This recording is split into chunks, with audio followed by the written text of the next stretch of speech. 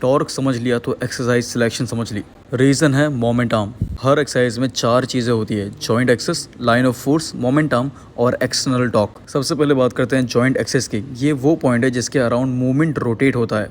अब आती है line of force. Free weight exercise में या ग्रेविटी की डायरेक्शन में वर्टिकली डाउनवर्ड एक्ट करती है। अब जॉइंट एक्सेस से लाइन ऑफ फोर्स तक एक imaginary 90 degree perpendicular line imagine करो। इस ही परपेंडिकुलर डिस्टेंस को हम मोमेंट आर्म कहते हैं। तो जितना बड़ा मोमेंट आर्म होगा उतना ज़्यादा एक्सटर्नल टॉर्क क्रिएट होगा और उतनी ही ज़्यादा फोर्स मसल को प्रोड्यूस करनी पड़ेगी ताकि मोमेंट को कंट्रोल किया जा सके। Example, leg extension. मोमेंट के स्टार्ट में मोमेंट आर्म रिलेटिवली छोटा होता है, इसलिए एक्सटर्नल टॉर्क भी कम होता है। जैसे ही lower leg line of force के लगभग 90 डिग्री पर आती है, मोमेंट आर्म अपनी पीक के करीब पहुंचता है। इसी रेंज में क्वाड्रिसेप को मैक्सिमम एक्सटर्नल टॉर्क अपोज करना पड़ता है। यही प्रिंसिपल सेम बाइसेप कर्ल में भी दिखता है। जैसे ही रिस्ट और एल्बो लाइन ऑफ फोर्स के लगभग परपेंडिकुलर पोजीशन में आता है, एल्बो पर एक्सटर्नल टॉर्क हाईएस्ट होता है और बाइसेप की फोर्स डिमांड भी सबसे ज़्यादा बन जाती है। सो या दैट्स इट।